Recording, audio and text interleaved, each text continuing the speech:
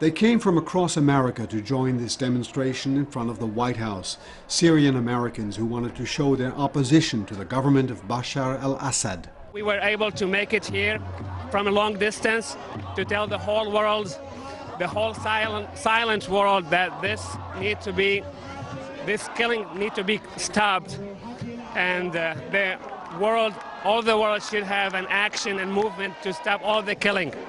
Many Syrian Americans want the United States to become more involved, and many are grateful for Saudi Arabia's strong condemnation of Syria's government.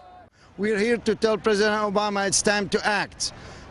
We've been talking for about a year now. Enough is enough. We're here to say thank you to King Abdullah, who said this has to stop and the killing in Syria had to stop. Some people who were not of Arab heritage joined the protest. I'm here to express general and basic solidarity with the people of Syria as just a normal American of Irish descent. Basically just saying that this is no longer an issue only of Syria, but this is an issue of America and even the whole world. After the demonstration, there was a large meeting in a nearby hotel.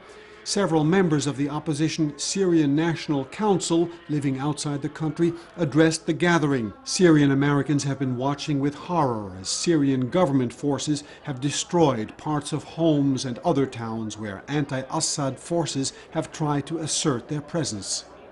It's a shame that in 2012 we see all these atrocities being committed day in and day out against the Syrian civilians and no movement from the whole world. We call on the international community to provide safe havens for Syrian civilians.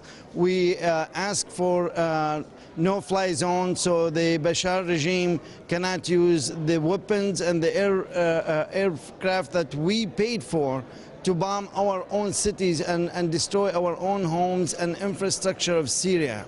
But while everyone here wanted to see an end to President Bashar al-Assad's rule in Syria, their anger and frustration boiled over into some heated arguments over the question of whether to call for outside military intervention.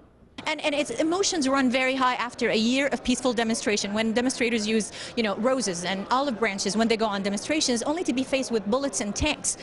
After a year of that, they cannot take it anymore. So when people talk about peaceful keep